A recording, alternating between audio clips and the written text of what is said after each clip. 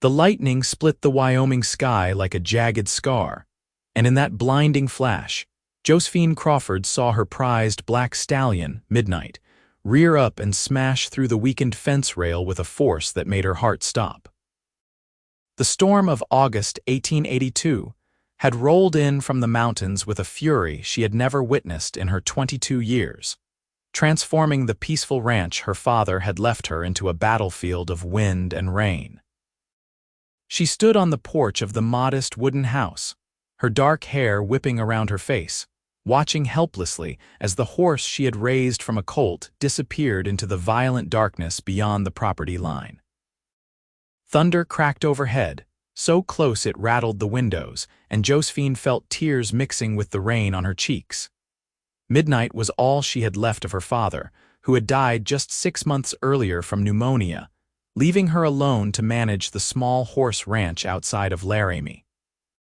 She pressed her hands against the porch railing, her knuckles white with the force of her grip. The storm showed no signs of relenting, and she knew with a sickening certainty that Midnight could be miles away by dawn, lost in the vast wilderness that stretched endlessly in every direction. The thought of losing him felt like losing her father all over again. She had already lost so much.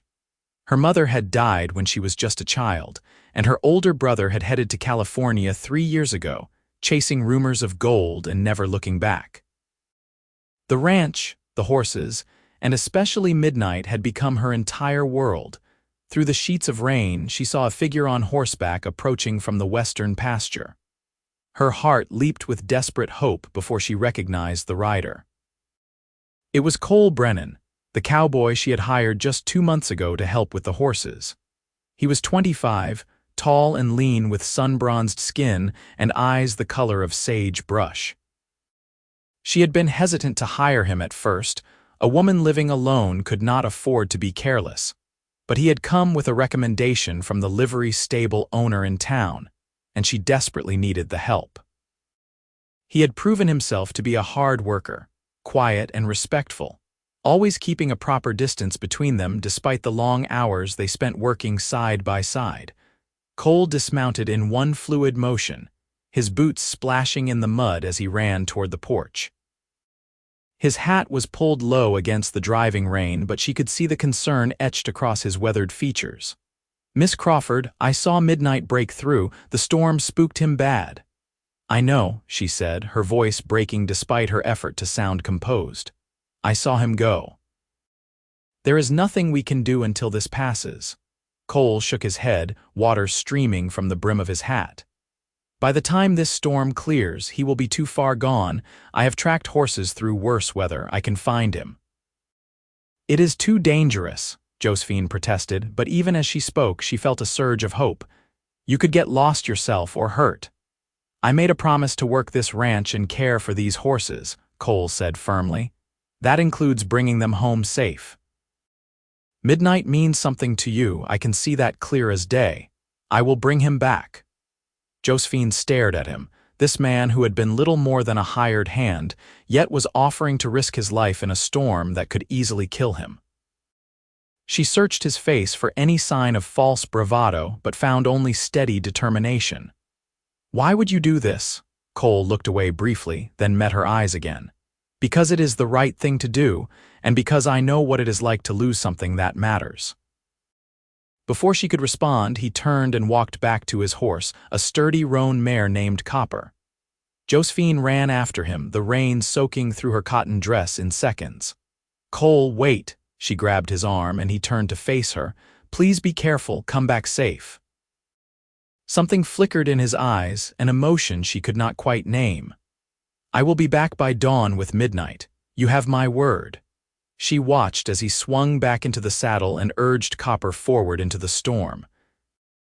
Within moments, both horse and rider had vanished into the darkness, swallowed by the wind and rain. Josephine stood there until she was shivering uncontrollably, then finally retreated to the house. She built up the fire in the stone fireplace and changed into dry clothes, but she could not bring herself to sleep. Instead, she sat in her father's old chair, wrapped in a quilt her mother had sewn, and watched the storm rage outside the windows. Hours passed with agonizing slowness. The wind howled around the house like a living thing, and rain hammered against the roof in relentless waves. Josephine thought about Cole riding through this nightmare, following tracks that would be washed away almost as quickly as they were made. She barely knew him, really. He kept to himself, sleeping in the small bunkhouse near the barn, taking his meals alone. She had caught him watching her sometimes while they worked, but he always looked away quickly, maintaining that careful distance. She realized with a start that she was terrified not just for Midnight, but for Cole as well. When had he become more than just a hired hand to her? Perhaps it had been the way he gentled the young horses with such patience, or the way he had fixed the porch steps without being asked, or the rare times she had heard him singing to the horses in a low, rich voice that made her pause in her work to listen. He was a good man, she knew that much. Good men were rare in this harsh country. The storm finally began to weaken as the first hints of dawn painted the eastern sky in shades of gray. Josephine stood at the window, searching the landscape for any sign of movement. The rain had diminished to a steady drizzle, and the wind had lost its violent edge. The ranch looked like a battlefield, with broken branches scattered everywhere and pools of water reflecting the lightening sky. Her eyes burned from lack of sleep, but she refused to look away from that window. Then she saw them, 2 horses moving slowly through the morning mist, one following the other. Her heart nearly burst as she recognized Midnight's distinctive silhouette and the rider on copper leading him. She ran outside, not bothering with a coat, her feet flying across the muddy ground. Cole looked exhausted, his shoulders slumped forward, but he sat straight in the saddle when he saw her coming. "You found him," she breathed, reaching up to stroke Midnight's neck. The stallion nickered softly, nuzzling against her shoulder. "You actually found him." Cole dismounted, moving stiffly as though every muscle ached. His face was drawn with fatigue, but his eyes were bright. Followed him about 8 miles north up into the foothills. He had gotten himself tangled in some brush near a creek. Took me a while to calm him down enough to get him free. 8 miles, Josephine repeated, looking at him with wonder. "You rode 16 miles through that storm." "I gave you my word," Cole said simply. He swayed slightly, and Josephine quickly moved to his side, steadying him with her hands on his arm. "You are exhausted. Come inside, let me make you breakfast. You need to rest." "I should see to the horses first," he protested weakly. "The horses can wait 5 minutes," Josephine said firmly. "You have been out there all night, please." Cole did not argue further. She led both him and the horses to the barn, where she quickly removed their tack and rubbed them down, something she could tell Cole appreciated even through his exhaustion. Then she took his arm and guided him to the house, something she never would have done before, but propriety seemed less important now. Inside, she sat him down at the kitchen table and stoked the fire in the stove. She made coffee, strong and hot, and set a cup in front of him. His hands wrapped around it gratefully, and she noticed they were scratched and bleeding in places. "You are hurt." "Just scratches from the brush," he said, but she was already pumping water into a basin and gathering clean cloth. She sat down beside him and took his hands in hers, carefully cleaning the wounds. His hands were rough and calloused, the hands of a man who worked hard for his living, but they were gentle too. She had seen him handle newborn foals with those hands, had watched him mend a bird's broken wing with infinite care. "Thank you," she said softly as she worked. "I cannot express what it means to me that you brought Midnight home. He was my father's pride and joy. When Pa died, Midnight was the only thing that made me feel like I still had a part of him with me." Cole was quiet for a moment. "I lost my father too when I was 15. He was a lawman in Texas, got shot during a bank robbery. I know that kind of loss, how it carves a hole in you that nothing else can fill." Josephine looked up at him, seeing him clearly for perhaps the first time. She had been so caught up in her own grief and the struggle to keep the ranch running that she had not thought about what his story might be. "I am sorry, that must have been terrible." "It was a long time ago," Cole said, but she could hear the old pain in his voice. My mother remarried a year later to a man who did not want a stepson around.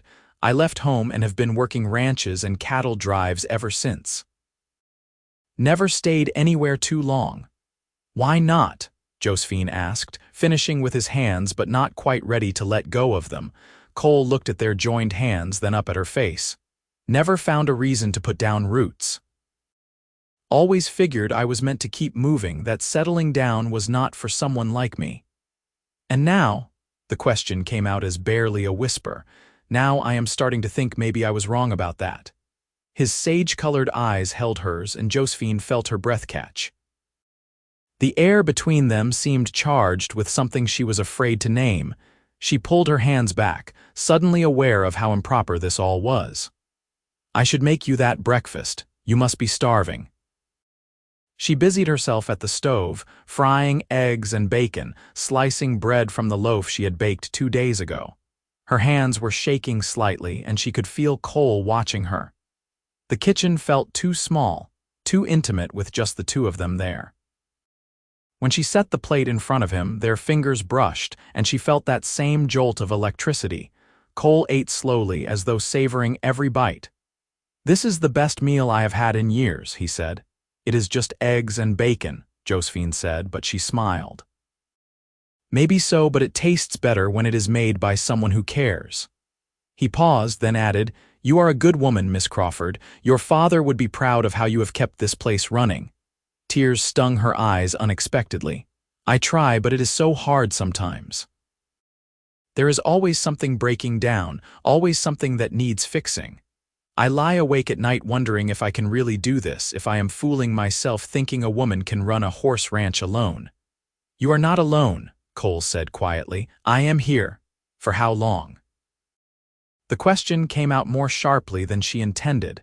You said yourself you never stay anywhere. One day you will move on and I will be alone again. Cole pushed his plate aside and leaned forward, his expression serious. Miss Crawford, Josephine, I have been drifting for 10 years, never caring much about where I laid my head at night. But these past 2 months, working this ranch with you, it has been different. I wake up in the morning and I am glad to be here. I go to sleep at night and I am not planning my next move. For the first time since I was a boy, I feel like I might have found a place I could call home. Josephine's heart was pounding so hard she was sure he could hear it. What are you saying? I am saying that if you will have me, I would like to stay. Not just as a hired hand, but as a partner. I know I do not have much to offer, just a strong back and a willingness to work hard, but I care about this place. And I care about you more than I probably should. She stared at him, her mind racing. This was madness. She barely knew this man, and yet her heart was telling her something her rational mind could not quite accept. Cole, I do not know what to say. Say you will think about it, he said gently. I am not asking for an answer right now. I know this is sudden, but I needed you to know how I feel, that I am not planning on leaving unless you send me away. I would never send you away, Josephine said quickly. You have proven yourself 10 times over, but this is more than just work, is it not? You are talking about something else. Cole nodded slowly. I suppose I am, but I know this is not proper, me being just a cowboy with nothing to his name and you being the owner of this ranch. I will understand if you think I am overstepping. Josephine sat down across from him, her hands folded on the table. My father used to say that a person's worth is not measured by what they own, but by what they do when it matters. You rode through a killer storm all night to bring back a horse because you knew it mattered to me. That tells me everything I need to know about your worth. Hope flickered across Cole's face. So you will think about it, about letting me stay on as more than just hired help. I will think about it, Josephine promised. But right now you need to sleep. You are dead on your feet.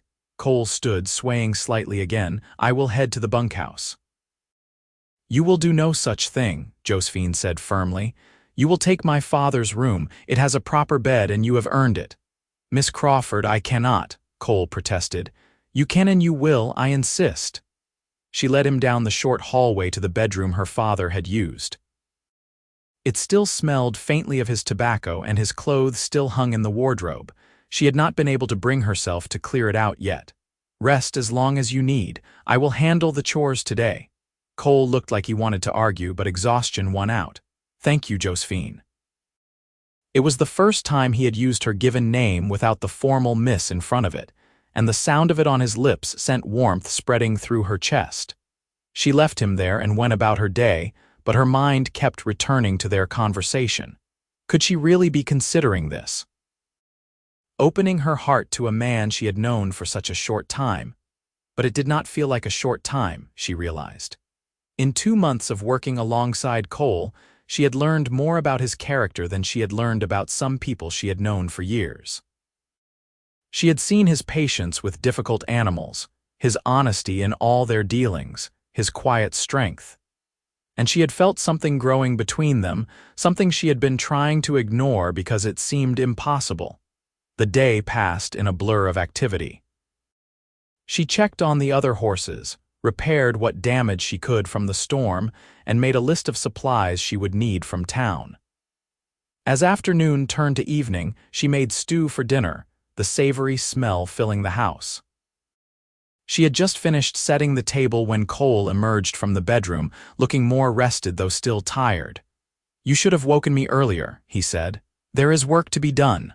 The work can wait. Sit down and eat with me." It was not a request but a gentle command, and Cole obeyed.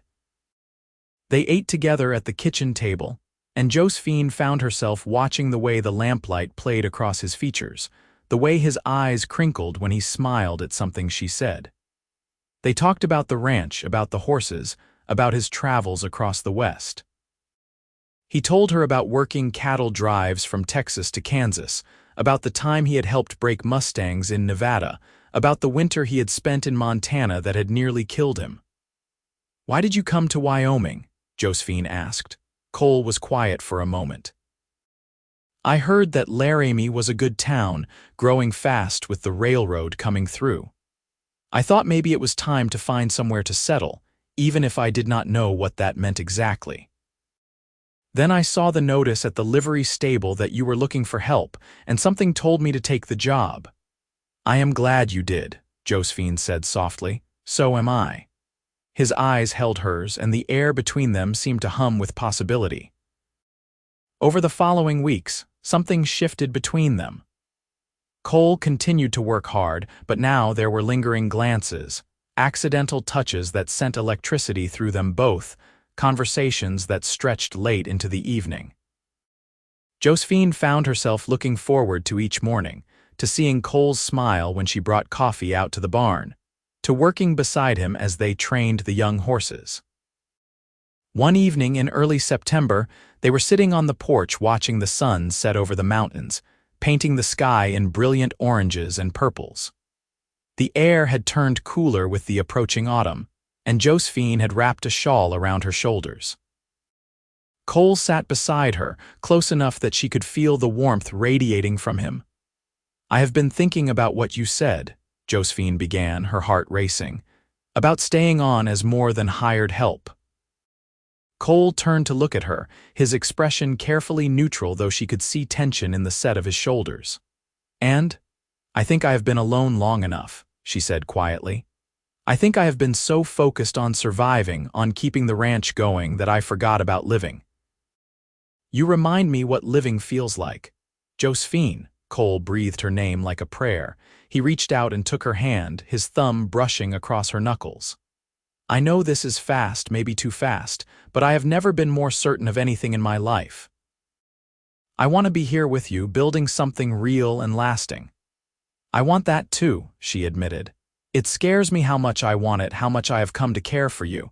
Cole shifted closer, his free hand coming up to cup her cheek. "It scares me too. I have spent 10 years running from anything that felt like attachment, telling myself I was better off alone. Then I met you, and suddenly being alone is the last thing I want."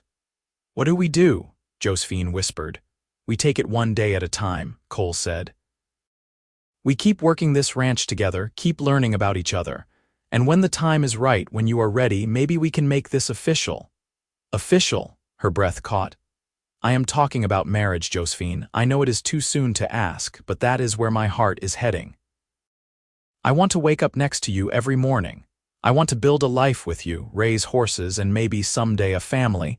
I want to give you everything I have, even if that is not much in terms of money or property." Tears were streaming down Josephine's face now, but they were happy tears. "You are offering me everything I need. Partnership, companionship, love. That is worth more than all the money in the world." Cole leaned in slowly, giving her time to pull away if she wanted to. She did not want to. When his lips met hers, it was gentle and sweet, a promise of more to come. Josephine melted into the kiss, her hand coming up to rest against his chest where she could feel his heart pounding as hard as her own. When they finally pulled apart, both were breathless. "I have wanted to do that since the day I brought Midnight home," Cole admitted. "Why did you wait so long?" Josephine asked, smiling through her tears. "I wanted to give you time to be sure this was not just gratitude. I needed you to see me, really see me, and decide if I was what you wanted." "You are what I want," Josephine said firmly. "I do not need more time to know that." Cole's smile was radiant. "Then maybe the time is already right. Josephine Crawford, will you marry me? Will you let me be your husband and partner now and for all the years to come?" Josephine laughed, the sound bright and joyous. "Yes, Cole Brennan. Yes, I will marry you." He kissed her again, deeper this time, and Josephine felt her whole world shift into place. Everything she had lost, all the grief and loneliness, seemed to fade in the face of this new beginning. When they finally broke apart, Cole pulled her close, and they sat together watching the stars emerge in the darkening sky. "We should go into town tomorrow," Cole said. "Talk to the preacher, make this official as soon as possible." "People will talk," Josephine warned. "They will say we barely know each other, that we are rushing into this." "Let them talk," Cole said. "I do not care what anyone else thinks. I know what I feel and I know what I want. If you are sure, truly sure, then nothing else matters." "I am sure," Josephine said, and she was. This might be fast, might seem reckless to outside observers, but it felt right in a way nothing else ever had. They rode into Laramie the next morning, side by side on their horses. The town was bustling with activity, freight wagons rumbling down the main street, railroad workers heading to and from the depot. They tied their horses outside the small white church at the edge of town and went inside to find Reverend Matthews. The elderly preacher listened to their request with kind eyes and a gentle smile. "I remember your father, Miss Crawford. He was a good man. I am sure he would be happy to know you have found someone to share your life with. When can you perform the ceremony?" Cole asked, his hand firmly holding Josephine's. "How about this Sunday after regular services?" the Reverend suggested. "That gives you a few days to prepare and allows me to read the banns." "That would be perfect," Josephine said, though part of her wanted to marry Cole right that instant. They spent the rest of the day in town, Josephine picking out fabric for a new dress at the general store while Cole arranged for the blacksmith to make their wedding rings. They ate lunch at the hotel restaurant, and Josephine was acutely aware of the curious stares from other diners. News traveled fast in a small town, and she had no doubt that everyone would soon know that the Crawford girl was marrying her hired hand after a whirlwind courtship. "Does it bother you?" Cole asked, noticing her discomfort. "The stairs?" "No," Josephine said and realized she meant it. "Let them stare. I am happy, truly happy, for the first time since I lost my father. That is worth any amount of gossip." Sunday arrived bright and clear, one of those perfect late summer days that seemed to exist just for moments like this. Josephine wore her new dress, a simple but elegant creation in pale blue that made her dark eyes shine. She had pinned her hair up and tucked a few late-blooming wildflowers into it. When she looked at herself in the mirror, she barely recognized the glowing woman staring back at her. The church was small but filled with people, more than Josephine had expected. Neighbors from surrounding ranches had come, along with townspeople she knew from her trips to buy supplies. As she walked down the aisle, her eyes found Cole standing at the front, looking more handsome than she had ever seen him in a new suit. His face lit up when he saw her, and she felt her heart swell with love for this man who had come into her life and changed everything. Reverend Matthews performed a simple but moving ceremony. When it came time for vows, Cole spoke clearly and firmly. I promise to stand by you through every storm, to work beside you in building our life together, to love and honor you for all my days. Josephine's voice was steady despite her tears. I promise to trust in you, to build a home and a future with you, to love you with everything I am. They exchanged the simple gold bands the blacksmith had made, and when Reverend Matthews pronounced them husband and wife, Cole kissed her with such tenderness that Josephine heard several women in the congregation sigh. The reception was held at the hotel, and Josephine found herself surrounded by well-wishers. Mrs. Henderson from the neighboring ranch took her hands and squeezed them warmly. Your father would be so proud, dear. That young man of yours has good eyes. I can always tell character by the eyes, and his are honest. Thank you, Josephine said, touched by the kindness. As evening fell, Cole and Josephine rode back to the ranch, now officially theirs together. Cole had moved his few belongings into the main house that morning, and Josephine felt a thrill of excitement knowing he would be sharing her bed, her life, everything from this moment forward.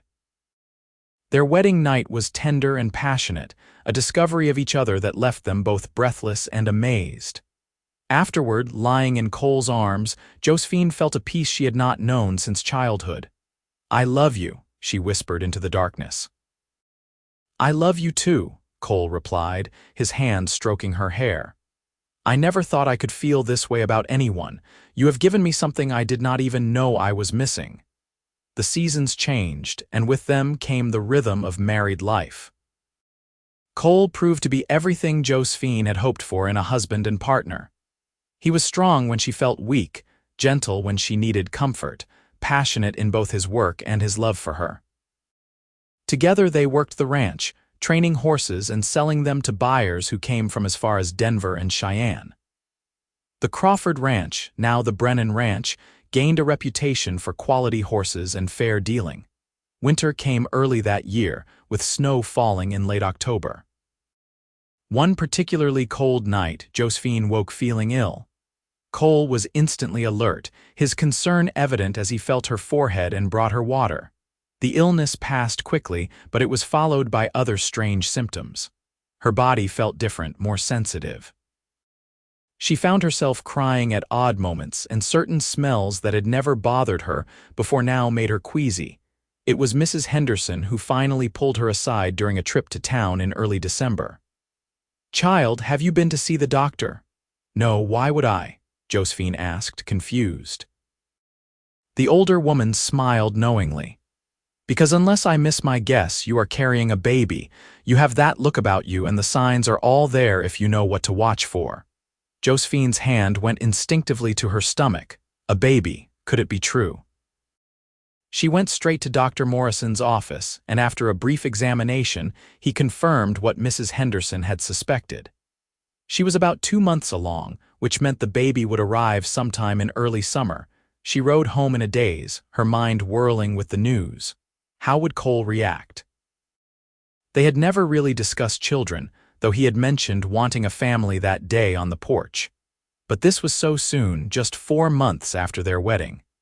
Would he be happy or overwhelmed? She found him in the barn, mucking out stalls. He looked up when she entered, and his smile faded when he saw her expression. Josephine, what is wrong? Are you ill? No, I am not ill, she said slowly. At least, not in the way you mean. Cole, I have something to tell you. He dropped the pitchfork and came to her, taking her hands. You are scaring me. What is it? I am going to have a baby, she blurted out. Our baby. The doctor confirmed it today. Cole's face went through a series of expressions, shock, disbelief, and then pure joy. A baby. We are going to have a baby. Yes, Josephine said, laughing and crying at the same time. Are you happy? Happy. Cole swept her up in his arms, spinning her around before remembering her condition and setting her down gently. Josephine, I am beyond happy. I am ecstatic. We are going to be parents. I know it is sooner than we might have planned, she began, but he silenced her with a kiss. It is perfect, he said firmly. Everything about us has been unconventional, from how we met to how fast we married. Why should this be any different? We are going to have a baby, and I could not be more thrilled. The winter months passed in a blur of preparation. Cole built a cradle from oak wood, carving intricate designs into the sides. Josephine sewed tiny clothes and blankets, her heart full of anticipation. They spent long evenings by the fire, making plans and dreaming about the future. Cole would place his hand on her growing belly, his face filled with wonder as he felt the baby move. "What do you hope for?" Josephine asked one night. "A boy or a girl? I do not care," Cole said honestly. "As long as the baby is healthy and you come through the birth safely, that is all that matters to me." "I think it is a boy," Josephine said, running her hand over her stomach. "He kicks like a little mule. Then he will be strong like his mother," Cole said, kissing her forehead. Spring brought new life to the ranch. The horses had several foals, and the prairie burst into color with wildflowers. Josephine's belly grew round and full, and she moved more slowly, but she insisted on doing light work around the ranch. Cole watched her like a hawk, ready to step in if she showed any sign of strain. As summer approached, Josephine felt the first pangs of labor on a warm June morning. Cole was calm outwardly, but she could see the fear in his eyes as he helped her into the house and sent one of the ranch hands racing to town for the doctor and Mrs. Henderson. The labor was long and difficult, lasting through the day and into the night. Cole stayed by her side the entire time, holding her hand, wiping her forehead with cool cloths, and offering her sips of water. Mrs. Henderson and Dr. Morrison worked efficiently, and finally, just as dawn was breaking, the baby's cry filled the air. "It is a boy," Dr. Morrison announced, placing the squalling infant in Josephine's arms. "A fine, healthy boy."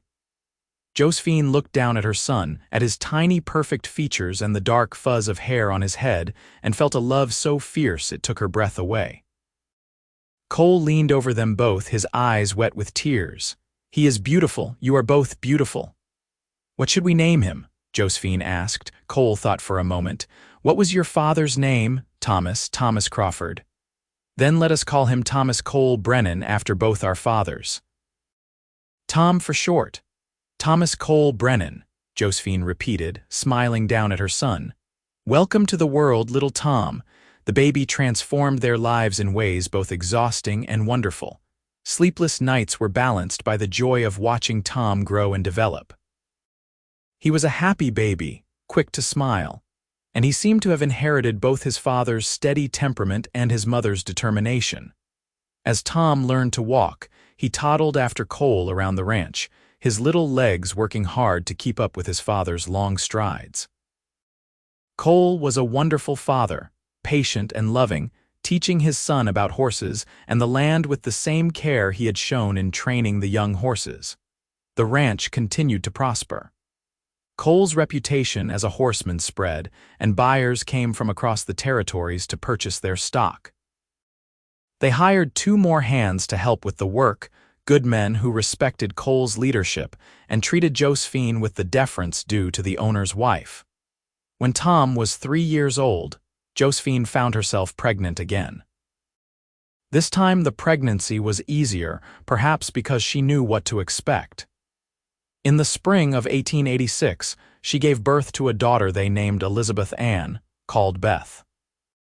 She had her father's sage-colored eyes and her mother's dark hair, and she wrapped both her parents around her tiny finger from the moment she arrived. The years flowed by in a pattern of work and family, hardship and joy. Tom grew into a strong, capable boy who loved the horses as much as his parents did. Beth was fearless, climbing everything she could reach and keeping everyone on their toes. 2 more children followed, another boy they named Henry in 1888 and a daughter named Sarah in 1890.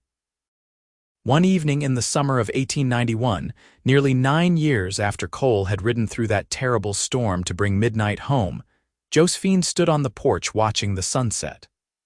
Cole came up behind her, wrapping his arms around her waist and resting his chin on her shoulder. The sounds of their children playing in the yard filled the air, mixed with the nickering of horses in the pasture. "Do you ever think about that night?" Josephine asked. "The night the storm came and midnight broke free." "All the time," Cole said. "It was the night that changed my life." "Mine too," Josephine agreed. "I was so alone then, so scared of the future, I thought I had lost everything." "And now?" Cole asked. Josephine turned in his arms to face him. The years had added character to his face, lines around his eyes from squinting in the sun, a few silver threads in his hair. But his eyes were still the same, still looking at her with that mix of love and wonder that made her heart flutter. "Now I have everything I never knew I needed. A husband I love more than words can say, children who fill my days with joy, a ranch that is truly thriving. All because you were willing to ride through a storm." "I would ride through 100 storms for you," Cole said seriously. 1,000, whatever it takes to bring you home to me." "I am already home," Josephine whispered. "I have been home since the day you came back at dawn with midnight. That was when I started falling in love with you, even though I did not realize it at the time." Cole kissed her long and sweet, the kind of kiss that still made her knees weak even after all these years. "I love you, Josephine Brennan, today, tomorrow, and always." "Always," she echoed, resting her head against his chest and listening to the steady beat of his heart. Tom called out from the yard, asking his father to come see something, and Cole reluctantly pulled away. "Duty calls." "Go," Josephine said, smiling. "I will be here." She watched as Cole jogged over to where Tom was showing him something he had found near the barn, probably a lizard or interesting rock. Henry and little Sarah immediately abandoned their game to see what their big brother had discovered, while Beth continued her determined attempt to climb the fence rail. This was her life now, full and chaotic and beautiful. That night, after the children were finally in bed, Cole and Josephine lay together in the darkness of their room. "Do you ever regret it?" Josephine asked. "Giving up your wandering ways to settle down here?" "Not for a single second," Cole said without hesitation. "This ranch, this family, this is everything I was searching for in all those years of drifting. I just did not know it until I found it." "I am glad you found it," Josephine said. "I am glad you found us." "So am I, love, so am I." The ranch continued to grow and prosper over the following years. Tom became an expert horseman, working alongside his father and eventually taking over more and more of the daily operations. Beth proved to have a gift for business, keeping the books and negotiating with buyers. Henry showed talent as a farrier, and Sarah, the youngest, had a way with the most difficult horses that reminded everyone of her grandfather, Thomas Crawford. On their 20th anniversary, Cole and Josephine stood in the same spot on the porch where he had proposed all those years ago. The ranch had expanded significantly, with new barns and corrals, and a larger house they had built to accommodate their growing family. Tom was married now, with a baby daughter of his own, and he and his wife lived in a house they had built on the far side of the property. The other children were grown or nearly so, making their own paths in the world. 20 years, Josephine marveled. "It has gone so fast." "The best years of my life," Cole said. He was 50 now, his hair more silver than brown, but still strong and vital. "Every morning I wake up next to you, I thank God for that storm." "And for midnight," Josephine added. The stallion had lived to a ripe old age, fathering dozens of foals before passing peacefully in his sleep 5 years earlier. They had buried him on a hill overlooking the ranch where they often went to sit and remember. "And for midnight," Cole agreed. "He brought me to you in a way, gave me the chance to show you what kind of man I was." "The best kind of man," Josephine said firmly. "The kind who keeps his promises, who rides through storms both literal and figurative, who builds a life with his bare hands and fills it with love." Cole pulled her close. "We built this life together, every bit of it." "Together," Josephine agreed. "That is how it should be." They stood there as the sun set, painting the Wyoming sky in brilliant colors, the same sky that had been dark and violent the night they met. But now it was peaceful, beautiful, full of promise for the years still to come. "Dance with me," Cole said suddenly. "There is no music," Josephine laughed. "Sure there is. Listen." He began to hum a waltz, and Josephine could hear the smile in his voice. He swept her into his arms, and they danced on the porch as the stars began to emerge, swaying to music only they could hear. Tom came out of the barn and saw his parents dancing, and he smiled, calling to his wife to come see. Soon their daughter Beth emerged from the house with Henry and Sarah, and they all stood watching, smiling at the sight of their parents so clearly still in love after all these years. "Think we will be like that when we are old?" Tom's wife asked. "If we are lucky," Tom said. "My parents, they are something special. The way they look at each other, even after 20 years, it is like they are still newlyweds." "That is because we are," Cole called out, having heard them. "We renew our vows every day just by choosing to love each other. And by working together," Josephine added. "Partnership is the foundation of everything." As the evening deepened into night, the family gathered on the porch, sharing stories and laughter. Cole held his granddaughter, marveling at how life continued to surprise him with joy.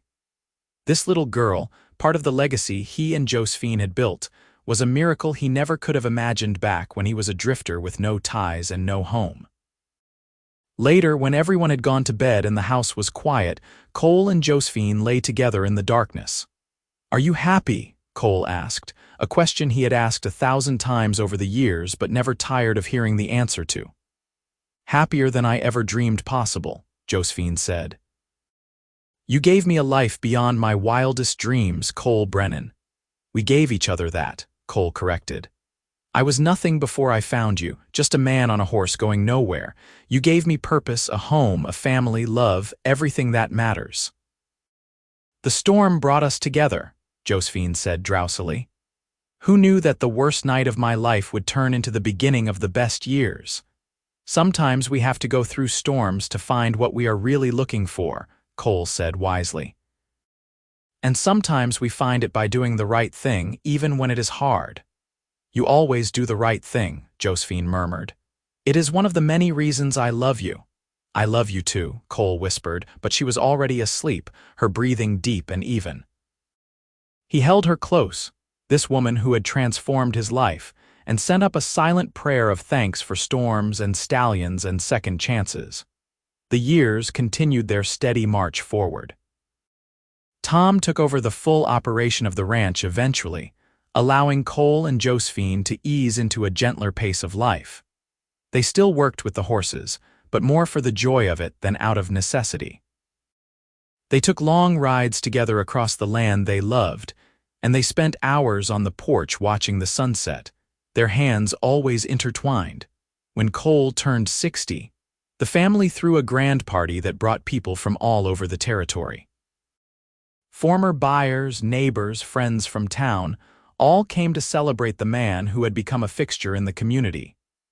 Person after person stood up to share stories of Cole's kindness, his integrity, his skill with horses. Josephine sat beside him, her hand in his, beaming with pride at this man she had married. "You are a lucky woman," Mrs. Henderson, now well into her 80s, said to Josephine. "I know," Josephine replied. "Every single day I know." As the party wound down and the guests departed, Cole and Josephine walked down to Midnight's grave on the hill. They stood there in the moonlight, remembering. "I never properly thanked him," Cole said. "That horse gave me everything by running away that night." "I think he knows," Josephine said. "Wherever he is, I think he knows what he did for us." They stood in comfortable silence, this couple who had weathered every storm together, who had built an empire from hard work and love, who had raised children and were now watching grandchildren grow. Their story had started with a storm and a runaway horse, but it had become so much more.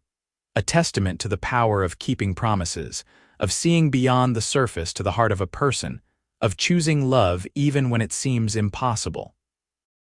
As they walked back to the house, their steps a little slower than they once were but their hands still firmly clasped, Josephine thought about the girl she had been that stormy night. So frightened, so alone, so certain she had lost everything that mattered. If she could go back and tell that girl what was coming, the love, the family, the life beyond her wildest imaginings, would she believe it? Probably not, Josephine thought with a smile. But that was the beauty of life. You never knew what tomorrow might bring, what storms might blow in or what they might blow away. All you could do was face each day with courage and keep your heart open to possibility. "What are you smiling about?" Cole asked. "Just thinking about how much I love you," Josephine said. "And how grateful I am for every day we have had together." "Here is to many more," Cole said, pulling her close and kissing the top of her head. "Many more," Josephine agreed, and there were many more. Years filled with laughter and love, with grandchildren and eventually great-grandchildren, with quiet moments and joyful celebrations. Through it all, Cole and Josephine remained each other's constant, their love a steady flame that never dimmed. When they were both in their 70s, they would still take their evening walks to the porch, still watch the sunset together, still hold hands like young lovers.